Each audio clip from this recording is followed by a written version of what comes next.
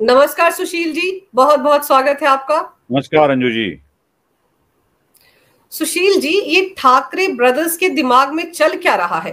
अब उन्होंने दोनों ने मिलकर एक संयुक्त पत्र जारी किया है कि 5 जुलाई को जो विजय रैली होने जा रही है उसमें मराठी मानुस ज्यादा से ज्यादा संख्या में आए, क्योंकि वो जो कुछ कर रहे हैं मराठी मानुस के लिए कर रहे हैं। दरअसल ये हो क्या रहा है महाराष्ट्र में? अंजू जी, ये ठाकरे ब्रदर्स जो है ना, इनका मूल मराठी नहीं है। ये सीकेपी जो है वो मतलब उद्धव ठाकरे क्या और ये ठाकरे क्या, राज ठाकरे क्या, ये महाराष्ट्र में आए हैं बिहार से। तो बाहर से आए लोग मराठी का प्रेम बहुत दिखा रहे हैं। चलिए दिखाने दीजिए। मुझे यहां पर एक चीज ऐसी लगती है कि उद्धव ठाकरे को ही राज ठाकरे के साथ जाने की जल्दी है। राज ठाकरे मेरे साथ है यह दिखाना है। मैं ये दावा दो चीजों पर कर रहा हूं। एमएनएस के प्रवक्ता है और एक बड़े वरिष्ठ नेता है नितिन सरदेसाई, जो एमएनएस के बुजुर्ग नेताओं में से एक है। वो नितिन सरदेसाई का बयान अगर आप सुनोगी तो आपको पता चलेगा, क्योंकि मराठी में है और आपके हिंदी जनों को ये समझेगा नहीं, इसलिए मैं उसको समझा देता हूं। उन्होंने कहा था कि मराठी के मुद्दे पर हम कई लोगों के साथ चले जाते हैं। मतलब जो मराठी का मुद्दा उठाता है हम उन लोगों के साथ चले जाते हैं। इसका मतलब ये नहीं है कि हम पॉलिटिकली एक हो गए। हम किसी के साथ भी जा सकते हैं मराठी के मुद्दे पर, लेकिन इसका मतलब ये नहीं है कि हम अलायंस कर रहे हैं या किसी के साथ गठबंधन बनाकर चल रहे हैं। तो ये मजे वाली बात है। मतलब एमएनएस चाहता नहीं है कि उद्धव के साथ जाए। दूसरा एक इंटरव्यू राज ठाकरे का था, जिसमें राज ठाकरे ने ही ये खुद बताया है कि मुझे फोन आया संजय राउत की तरफ से और उन्होंने कहा कि सरकार ने तो अब पूरे के पूरे जीआर रद्द कर दिए हैं। तो मैंने कहा तो जीआर रद्द हुए तो हम मोर्चा रद्द कर देते हैं। तो संजय राउत ने मुझे कहा नहीं नहीं, ऐसे कैसे चलेगा, हम कहीं विजयी यात्रा निकालते हैं, अपना विजय हुआ ऐसे। तो राज ठाकरे ने उनको कहा ठीक है निकालिए। तो उसी तारीख को निकालते हैं। तो राज ने फिर कहा कि समय और स्थल मैं अपने लोगों से बात करके निश्चित करता हूं। आप अपने आप ही घोषणा मत कीजिए समय और स्थल की। सोचिए, राज ठाकरे की पार्टी शिवसेना के साथ जाने के लिए तैयार नहीं है या खुद वो क्यों बोल नहीं रहे हैं, लेकिन संजय राउत या उद्धव ठाकरे या उनके बेटे आदित्य, ये दो लोग बार बार दोहरा रहे हैं कि हम एमएनएस के साथ जा रहे हैं। मजबूरी है उद्धव की, चिट्ठियां लिखनी पड़ेगी, संयुक्त चिट्ठियां लिखी है, ऐसा दिखाना पड़ेगा कि हम मराठी लोगों के लिए काम कर रहे हैं। क्योंकि आजकल मुंबई में ऐसा कुछ भी मुद्दा नहीं बचा है जो मुंबई म्युनिसिपल कॉरपोरेशन के चुनाव में उद्धव ठाकरे या राज ठाकरे को जीत दिला सके। कुछ भी नहीं बचा है। तो ये मराठी वाला जो मुद्दा है ना, इसी के लिए निकला हुआ है कि हम मराठी मुद्दे पर एकत्रित हो रहे हैं और मराठी लोगों का हम भला देखना चाहते हैं। अंजू जी, दुर्भाग्यवश मुझे कहना पड़ रहा है, दुर्भाग्यवश राज ठाकरे, या चलो राज ठाकरे की बात छोड़ दीजिए, वो सत्ता में थे ही नहीं कभी। उद्धव ठाकरे सत्ता में थे, क्या मुंबई में मराठी व्यक्ति कहीं छोड़ रखा है, कहीं बचा है? मुंबई म्युनिसिपल कॉरपोरेशन के पूरे कॉन्ट्रैक्टर गुजराती या राजस्थानी हैं, जिनको काम उद्धव देते थे। मुंबई के हॉस्पिटल्स गुजरातियों के हाथ में हैं। मुंबई के होटल्स मारवाड़ियों के हाथ में हैं। मुंबई का दूध बिहारी और यूपी वालों के हाथ में है। मुंबई का टायर केरला वाले लोग ही देखते हैं। मुंबई की बेकरी बेंगलुरु अय्यंगार के हाथ में है। मुंबई का टैक्सी वाला यूपी वाला है या बिहार वाला है या झारखंड वाला है। जिन जिन चीजों पे मुंबई निर्भर रहती है वह सारी चीजें अब अन्य प्रांत के लोगों के हाथ में चली गई है। यह स्वीकृत करना पड़ेगा और उन लोगों को इस संस्कृति में विलीन करना पड़ेगा, समरस करना पड़ेगा। अगर इन लोगों को मुंबई से हटाया जाए तो मुंबई चलेगी नहीं। इसमें मुंबई का भला नहीं है, इसमें मुंबई की हानि है। उद्धव सिर्फ वोटों को बुनाने के लिए ये सारी चीजें कर रहे हैं अंजू जी। पर सुशील जी, ये जो मराठी में चिट्ठी लिखी और अब आप बता रहे हैं कि दोनों ठाकरे बंधु या इनके पूर्वज तो बिहार से गए, तो ये मराठी मानुस के नाम पर जितना राग अलापते हैं, क्या सच में मराठी मानुस के लिए इन्होंने कुछ अच्छा किया है? उद्धव ठाकरे का तो आपने गिना दिया कि सरकार में थे तब भी उन्होंने कुछ नहीं किया, और राज ठाकरे किस मुंह से बड़ी बड़ी बातें करते हैं मराठी मानुस को लेकर? मैं कुछ जानकारी दूंगा आपके दर्शकों को, जो उन दर्शकों को जो दिल्ली में रह के या यूपी में रह के मराठी लोग हैं और वहां पे काम करते हैं, उन लोगों के लिए, उन दर्शकों के लिए भी जो अन्य प्रांतों से ये वीडियो देख रहे हैं और मुंबई के प्रति सद्भावनाएं रखते हैं और उनके मन में डर है कि कहीं अपने प्रांत के लोगों के साथ मुंबई में कुछ बुरा तो नहीं होगा। जानकारी देता हूं, वो भी बोल सके, बात कर सके। यह मामला पूरा शुरू हुआ है पहली कक्षा से लेकर हिंदी पढ़ाए जाने का। ये वहां से शुरू हुआ। महाराष्ट्र की सरकार ने कहा कि आप शुरू करो। दरअसल एक बात सब भूल रहे हैं, जब उद्धव ठाकरे मुख्यमंत्री थे उससे पहले 2020 में एनईपी आ गया, नेशनल एजुकेशन पॉलिसी 2020।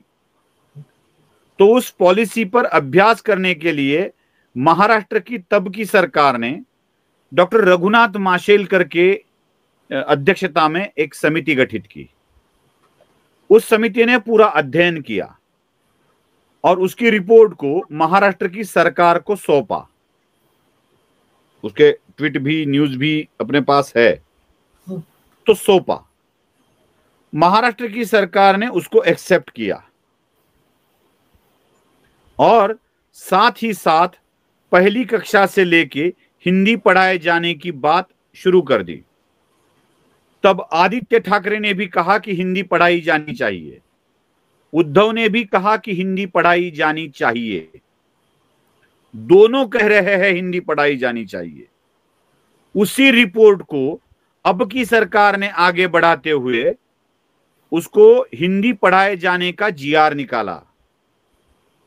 ये जीआर निकालने वाली सरकार, रिपोर्ट को एक्सेप्ट करने वाली सरकार उद्धव ठाकरे की थी।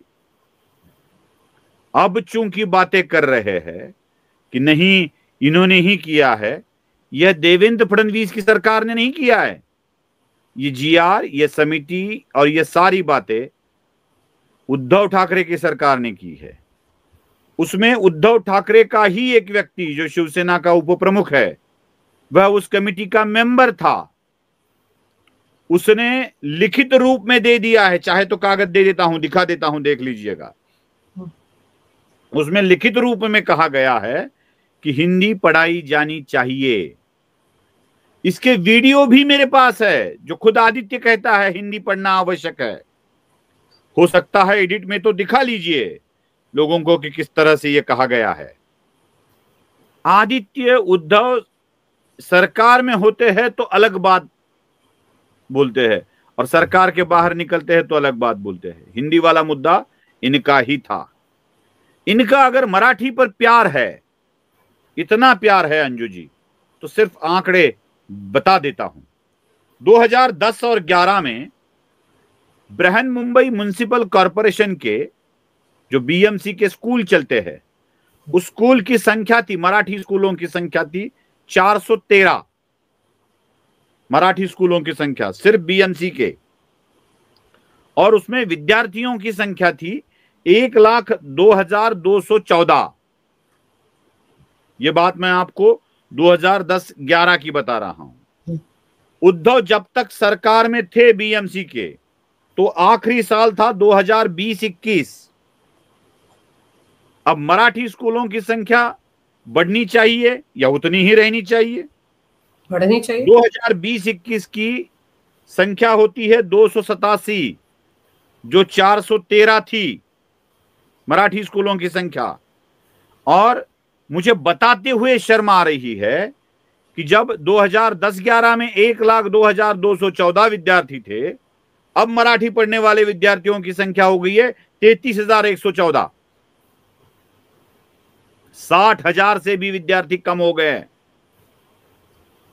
तो ये जो संख्या कम हो रही है, इसके लिए जिम्मेदार कौन है? क्यों बंद करवाने पड़ रहे हैं स्कूल मराठी के? क्यों विद्यार्थी नहीं आ रहे हैं? और बीएमसी ने क्यों बंद करवाए? इसका मतलब साफ है कि मराठी स्कूलों के लिए उद्धव ठाकरे इतने गंभीर नहीं थे जितने कि अब दिखा रहे हैं गंभीरता। बिल्कुल। अपने ही राज्य में, अपने ही म्युनिसिपल कॉरपोरेशन में जब बच्चों को पढ़ाने का वक्त आता है तो नहीं पढ़ाया जाता। और मुझ पर भी और आप पर भी एक इल्जाम लगेगा अंजू जी, जब ये वीडियो रिलीज होगा तब बताया जाएगा कि सुशील कुलकर्णी तो फडणवीस का दलाल है, फडणवीस के बारे में ही बोलता है, आप बीजेपी का ही राग अलापते रहते हो। चलो मंजूर है वो मुझे भी आरोप, लेकिन इसका जवाब तो दो।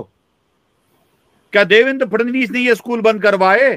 क्या बीजेपी ने ये स्कूल बंद करवाए? क्या एनईपी के माशेलकर की रिपोर्ट फडणवीस ने बनवाई थी? क्या उसके ऊपर हिंदी पढ़ाई जानी चाहिए ये फडणवीस ने बताया था? सत्ता चली जाती है और मिलती नहीं है तो छटपटाहट में आप ऐसे कुछ आरोप लगा देते हो कि लोगों को बदनाम करने की कोशिश करते हो। इसी कोशिश को उजागर करना आवश्यक है अंजू जी, इसीलिए ये आंकड़े आपको बता रहा हूं। और इतना ही नहीं है, अगर आपके शो में समय है और आप पूछेगी तो मुंबई के मराठी उद्योग या मराठी कामगार को किस तरह से ध्वस्त किया गया, इसके भी नाम के साथ मैं आपको बता सकता हूं। मैं चाहती हूं कि मेरे दर्शकों के लिए आप बताएं कि मराठी मानुस के लिए सच में उद्धव ठाकरे और राज ठाकरे ने कितना काम किया है। उद्धव ठाकरे की तो सरकार रही है, महाविकास अघाड़ी गठबंधन में सरकार चलाई ना उन्होंने, तो उस दौरान उन्होंने क्या सच में मराठियों के लिए महाराष्ट्र में, खासकर मुंबई में कुछ काम किया? अंजू जी, 1990 से लेकर 2000 तक का समय आपको बता देता हूं। यह समय है उद्धव ठाकरे के मुंबई म्युनिसिपल कॉरपोरेशन के सत्ता का। और उस वक्त मुंबई में कामगार आंदोलन में भी उद्धव ठाकरे के शिवसेना के कामगार सेना का बोलबाला था। मुंबई में काम करने वाले, मुंबई को गिरणगांव भी कहा जाता है, मतलब जहां कपड़े की गिरनियां चलती है, सूत कताई का काम चलता, बहुत बड़ा काम था। कपड़े बहुत मुंबई के बहुत मशहूर थे और अन्य मिलें भी थी। 90 से लेकर 2000 तक मैं आपको यादी गिना रहा हूं, प्रेक्षक पेन और डायरी लेके बैठ जाए। मोराजी मिल्स थी, बंद हो गई कपड़े की। सेंचुरी मिल्स थी, मफतलाल मिल थी, यूनाइटेड मिल, खटाव मिल, स्वदेशी मिल, पोद्दार मिल, प्रकाश कॉटन, रघुवंशी मिल, कमला मिल, कोहिनूर मिल, इंडिया यूनाइटेड। ये नाम तो 12 हो रहे हैं। 12 कपड़े की मिलें बंद हो गई अंजू जी, बंद हो गई। ये किसके कारण हुई है? कौन है इसके लिए जिम्मेदार? क्या बता पाएंगे आपके ये इसके लिए कोई उद्धव ठाकरे का कोई संबंध नहीं है? और इन मिलों के बंद होने के कारण किसके रोजगार गए हैं? कितना मराठी मानुस मुंबई के बाहर चला गया है? अरे उसके ऊपर तो फिल्में बनी, मराठी में भी बनी, हिंदी में भी बनी। लाल बाग परेड नाम की फिल्म देख लीजिए, उसका हिंदी कन्वर्जन भी हुआ है। वो फिल्म अगर देखेंगे तो मुंबई का मराठी मानुस भिकमंगा बन गया, उनके घर की औरतों को गलत काम करने पड़े, यही दिखाया उस फिल्म में। इसके लिए जिम्मेदार कौन है? किसने लगाई वाट मराठी मानुस की? यही थे जो मराठी मानुस की वाट लगा रहे थे अंजू जी। 90 से लेकर 2000 तक की 12 कंपनियां नहीं है सिर्फ। मुंबई के भायखला, चिंचपोकली, करी रोड, परेल, दादर, सायन, मुलुंड, इन एमआईडीसी एरिया में 62 कंपनियां बंद हुई है 90 से लेकर 2000 तक। हजारों लोगों को रोजगार देने वाली ये कंपनियां क्यों बंद हुई? किसके कारण बंद हुई? क्यों मराठी आदमी को रोजगार नहीं मिला? इसके जवाब क्या उद्धव ठाकरे के पास है?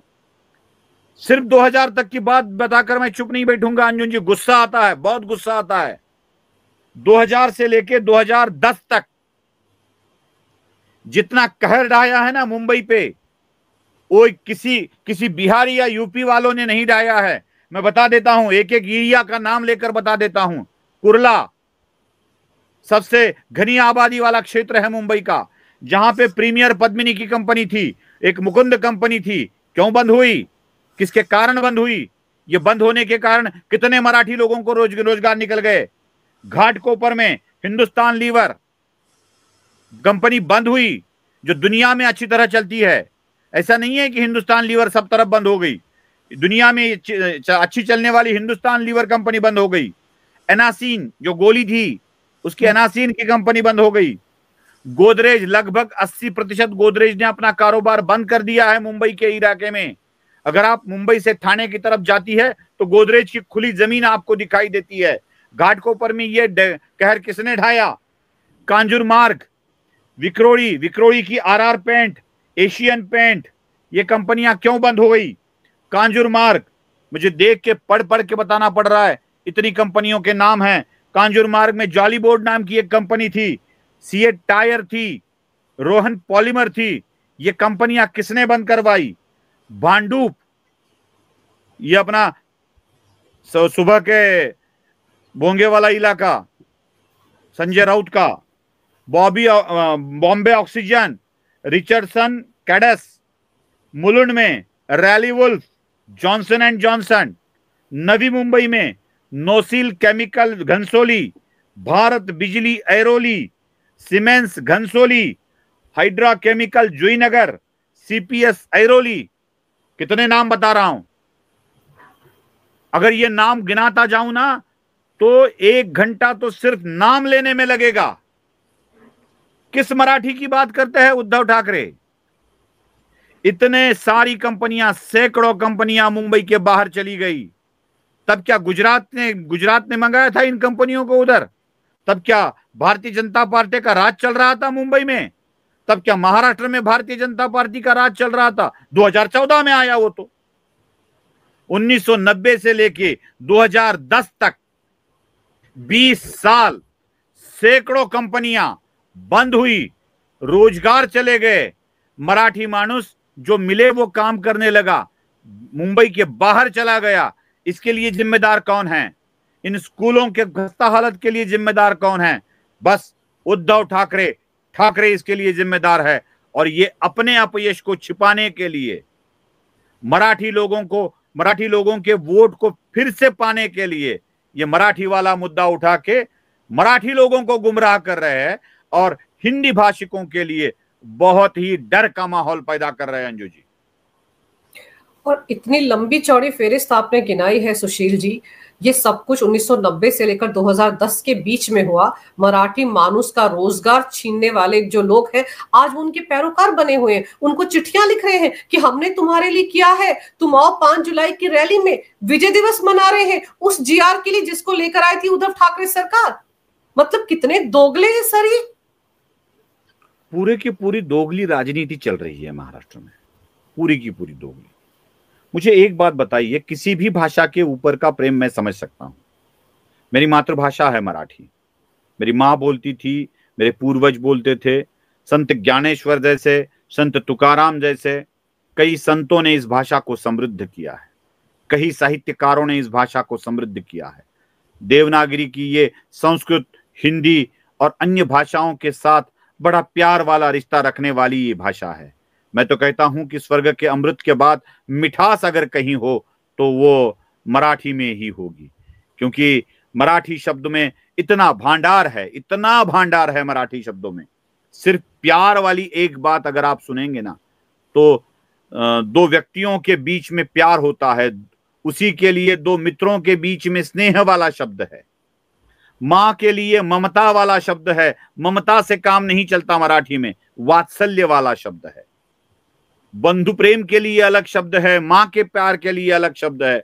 विविधता वाली ये भाषा है और जब ये भाषा इतनी मिठास भरी होती है, यह भाषा किसी के साथ दुर्व्यवहार करने की अनुमति नहीं देती है। कोई मराठी बोल नहीं पाता है, अगर मैं आपके नोएडा में चला आऊं और वहां जाकर कशा आहेत अंजू जी ऐसे अगर बोलने लगूं और आप मेरे एक कान के नीचे दोगी तो मुझे कैसे लगेगा? यूपी में आए हो भाई, हिंदी में बोलो। मुझे क्या लगेगा? मेरे घर वालों को क्या लगेगा? क्या यूपी वालों के प्रति प्रेम रहेगा उनके मन में? हर कोई परप्रांतीय व्यक्ति अन्य प्रांत में जाकर रोजी रोटी कमाता है, खाता है वहां कमाकर, तो उसके कान के नीचे बजाकर मराठी बोलने का आग्रह करना यह कहां का न्याय है अंजू जी? मैं इसे न्याय नहीं कहता, इसे भाषा का प्रेम नहीं कहता, इसे गुंडागर्दी कहता हूं। खुले तौर पर जो गुंडागर्दी की जाती है, इसे मैं गुंडागर्दी करार देता हूं। और यही गुंडागर्दी आज महाराष्ट्र में ये ठाकरे सेना के लोग कर रहे हैं। बस अपने आप को मराठी लोगों का तारणहार बताने की ये कोशिश हो रही है। और क्यों? वो भी चुनाव में मराठी लोगों के वोट को प्राप्त करने के लिए। उद्धव ठाकरे को जरा भी इल्म है क्या राज ठाकरे सच में उनके साथ आ रहे हैं? राज ठाकरे आएंगे तो क्या कांग्रेस उनके साथ रहेगी? कांग्रेस नहीं रहेगी तो क्या उद्धव राज ठाकरे के साथ मिलकर सत्ता बना पाएंगे? हमारे यहां एक कहावत है मराठी में, मराठी वाली कहावत आपको बता देता हूं, आपके प्रेक्षक भी समझ पाएंगे। एकादशी घरी शिवरात्र के लिए ऐसे कहा जाता है। मतलब एकादशी होती है जहां पे उपवास रखा जाता है। हमारा महाराष्ट्र में दो उपवास बड़े महत्वपूर्ण होते हैं। एक शिवरात्र का उपवास होता है, शिवरात्र के दिन भी उपवास रखते हैं, कुछ खाते नहीं है। और एकादशी जो हमारे पांडुरंग के लिए मनाई जाती है, वहां भी हम उपवास रखते हैं, एकादशी व्रत का पालन करते हैं। वो हमारे यहाँ भी एकादशी, भारत में। हाँ, एकादशी के दिन, एकादशी के घर अगर शिवरात्र चली जाए तो दोनों ही भूखे ना, क्या खाएंगे? तो वैसे राज और उद्धव, एक एकादशी है एक शिवरात्र है, दोनों भूखे हैं। वैसे मैं हिंदी वाले कहावत का भी प्रयोग कर सकता था, लेकिन गुस्सा करेंगे लोग, इसलिए नहीं कह रहा हूं। नहीं तो निचोड़ेगा क्या ये कह सकता था मैं लेकिन चलो, ये बात कहनी नहीं चाहिए। इनके पास कुछ भी नहीं है, दोनों भी अपना जनाधार गंवा चुके हैं। और ऐसे जनाधार गंवाने वाले लोग अब मराठी का मुद्दा उठाकर लोगों को गुमराह करने की कोशिश कर रहे हैं। इससे कुछ हासिल होने वाला नहीं है। बस मुंबई में बसर करने आए, गुजर बसर करने आए लोगों को इसमें तकलीफ होगी। वो बड़े ही खिन्नता के साथ एक तो मुंबई छोड़ देंगे या जैसे तैसे जीने की कोशिश करेंगे। अंजू जी, पर एक चीज और है ना कि ये जैसे देवेंद्र फडणवीस सरकार ने ये जीआर वापस लिया तो इन लोगों ने इसको अपनी विजय मान लिया, यही साबित करना चाह रहे हैं ना ये जो रैली करके। लेकिन एक चीज और है ना, अगर आपको हिंदी से इतना परहेज है तो पूरा का पूरा बॉलीवुड तो हिंदी में फिल्में बना रहा है ना, और उसमें कितने सारे लोगों को रोजगार मिला हुआ है। क्या उसमें मराठी मानुस नहीं होंगे? फिर तो योगी आदित्यनाथ को सीधे कहना चाहिए, आइए उत्तर प्रदेश में खोल लीजिए बॉलीवुड, ये सारी चीजें बर्दाश्त कर पाएंगे मुंबई के लोग? ये इनकी बात छोड़ दीजिए, बाकी बॉलीवुड तो पूरा का पूरा हिंदी ही है। बॉलीवुड को गंवा कर ये क्या कर पाएंगे, ये तो बात छोड़ दीजिए। मुझे एक बात बताइए, आदित्य कहाँ पढ़ चुके हैं? आदित्य वहां पढ़े हैं जिसका नाम है Bombay Scottish school. Bombay Scottish school, जो आज तक बांद्रे में बसा ये स्कूल अपना नाम नहीं बदल पाया है, या उद्धव ठाकरे उसका बॉम्बे का मुंबई नहीं कर पाए हैं। दुनिया के नाम बदल दिए, बॉम्बे स्कॉटिश स्कूल का नाम नहीं बदला। राज ठाकरे की बेटी कहां पढ़ चुकी है? वह भी बॉम्बे स्कॉटिश स्कूल की ही विद्यार्थी है। न जाने कितने राजनेता और उनके बच्चे जो मराठी का राग आलापते हैं वो उसी स्कूल में पढ़ चुके हैं। तब तो वो हिंदी की बड़ी अच्छी बातें कहा करते थे। किसको हटाएंगे आप? किसको हटाएंगे आप? पूरा का पूरा बॉलीवुड हिंदी, मैंने तो आपको याद ही गिना दी, नाम गिना दिए थे पूरे के पूरे। क्या हॉस्पिटल्स हटाएंगे? क्या होटल्स हटाएंगे? क्या बेकरी वाले हटाएंगे? क्या और सारे बॉलीवुड को हटा देंगे? आप मराठी का प्रेम जरूर रखिए, मराठी के प्रति मुझे भी बड़ा अभिमान है, लेकिन मराठी नहीं है इसलिए मुंबई में ना रहे, उनको मारा जाए, ऐसे नहीं चलेगा। और इसीलिए मैं बता देता हूं कि आज ही चुनाव का नतीजा भी तय हो चुका है। फिर कहेंगे लोग ईवीएम मैनेज कर दिया है।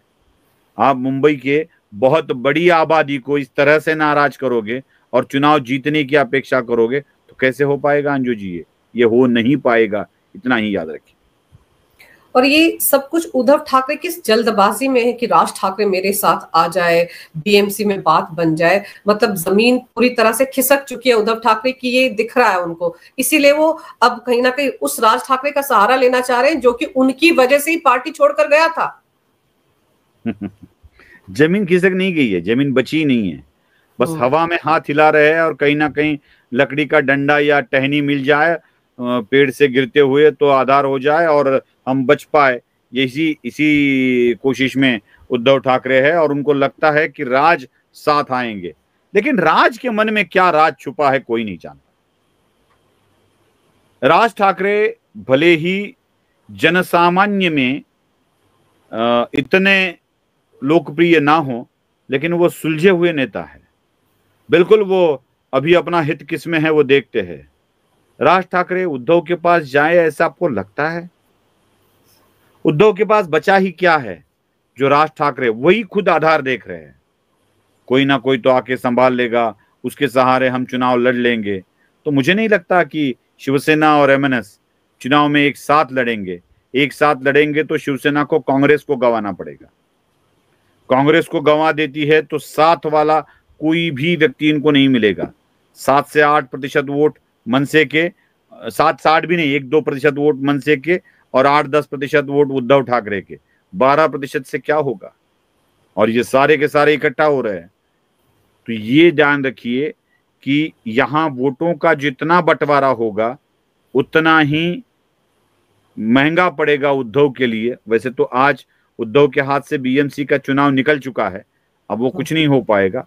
बस किसी भावना वाले मुद्दों को निकाल कर, जैसे मराठी का हुआ, वैसे कुछ किया जा सकता है क्या? बची कुछ ना कुछ तो कम से कम सारे कपड़े ना निकले, थोड़ा बहुत तो बच जाए, यही कोशिश उद्धव ठाकरे कर रहे हैं। लेकिन जो लोग गुंडागर्दी कर रहे हैं, दुकानों में जाकर मार पिटाई कर रहे हैं, उनके खिलाफ कार्रवाई कर रही है देवेंद्र फडणवीस सरकार? कार्रवाई करने के लिए 2 चीजें होती है। जिसने मार खाया है उसने कंप्लेंट करना आवश्यक होता है। कौन करेगा अंजू जी कंप्लेंट? रोज मार खानी पड़ेगी, रोज कहीं ना कहीं कुछ करना पड़ेगा। जो कंप्लेंट करते हैं या जो सोशल मीडिया पर आता है उसके ऊपर तो सरकार कार्रवाई करती ही करती है और वो होती रहेगी, वो करते रहेंगे। एक मराठी व्यक्ति के नाते, एक संवेदनशील व्यक्ति के नाते हम मराठी लोग बस इतना ही कर सकते हैं कि तमाम हिंदी जनों से क्षमा मांग सकते हैं कि हमारे ही कुछ भूले, कुछ बहके लोगों के कारण आपके ही लोगों को तकलीफ हो रही है। तो मैं मराठी व्यक्ति होने के कारण, मैं तमाम पूरे के पूरे मराठी व्यक्तियों से तो नहीं कहूंगा, लेकिन मैं एक मराठी व्यक्ति हूं। उस मराठी व्यक्ति होने के नाते उनके आत्मजों को हो रही तकलीफ या जो भी कुछ उनको त्रासदी हो रही है उसके लिए मराठी व्यक्ति के नाते क्षमा प्रार्थना ही कर सकते हैं और वही मैं कर रहा हूं। माफ कीजिए, क्योंकि मुझे भी कल आना है उत्तर प्रदेश में, मुझे भी कल आना है बिहार में, मुझे भी कल आना है पश्चिम बंगाल में, मुझे भी वहां जाकर देखना है, घूमना है, वहां मिलना है। मुझे यूपी में रहने वाली हिमाचल की अंजू पंकज से अपनी अच्छी बातें करनी है। कल आपके मन में भी ऐसे विचार ना आए कि हम यहां से वहां चले आए, हिंदी में बोलो कहे, हिंदी बोलते वक्त गलती हो गई और आपने मार दिया मुंह पे तमाचा, तो मुझे क्या लगेगा, मेरे घर वालों को क्या लगेगा? बस वही दर्द वह लोग भी सह रहे हैं, जो दर्द सह रहे हैं, जो त्रासदी सह रहे हैं, उनकी एक मराठी व्यक्ति के नाते उनसे मैं क्षमा प्रार्थी हूँ। बस इतना ही कर सकते हैं और भगवान से एक प्रार्थना कर सकते हैं, हमारे भूले भटके लोगों को कुछ ना कुछ तो सही राह दिखा दे भगवान। दूसरों को मारा नहीं जाता है, भाषा के कारण मारा नहीं जाता है, अपने आप को अपग्रेड करना होता है, उतना वो अपग्रेड कर ले और किसी को इस तरह भाषा का नाम लेकर राजनीतिक स्वार्थ के लिए न मारे। बस इतनी ही प्रार्थना है। आप बिल्कुल सही कह रहे हैं, सिर्फ राजनीतिक स्वार्थ के लिए किया जा रहा है। जमीन निकल चुकी है पैरों के नीचे से उद्धव ठाकरे की, इसलिए वो राज ठाकरे के साथ मिलकर ये मराठी कार्ड खेल रहे हैं। लेकिन जैसे आपने कहा है, तो आपकी तरह सारे मराठी मानुस समझते हैं इस हकीकत को, इन दोनों की राजनीति को समझ रहे हैं। इनको आईना बीएमसी चुनाव में देखने को मिल जाएगा। और जैसा आपने कहा कि अगले विधानसभा चुनाव की भी नींव रखी जा चुकी है, तो जनता वोट के जरिए इनको आईना दिखा देगी, असलियत दिखा देगी। सारे मराठी मानुस ऐसे नहीं है जैसे उद्धव ठाकरे और राज ठाकरे या उनके समर्थक सोच रहे हैं। ये सिर्फ और सिर्फ राजनीति के लिए, वोट बैंक के लिए किया जा रहा है। तो जैसे आप समझ रहे हैं वैसे बाकी लोग भी समझ रहे हैं। और मुझे खुशी है कि आज मैंने आपके साथ समय निकाला बात करने के लिए और आपने भी मुझे समय दिया। तो असली तस्वीर क्या है, असली मराठी प्रेम है उद्धव ठाकरे के मन में, आदित्य ठाकरे के मन में या राज ठाकरे के मन में, उसकी पूरी पोल पट्टी आपने खोलकर रख दी है। बहुत बहुत धन्यवाद इस विषय पर मेरे साथ बात करने के लिए सुशील जी। आप आए, बहुत बहुत धन्यवाद।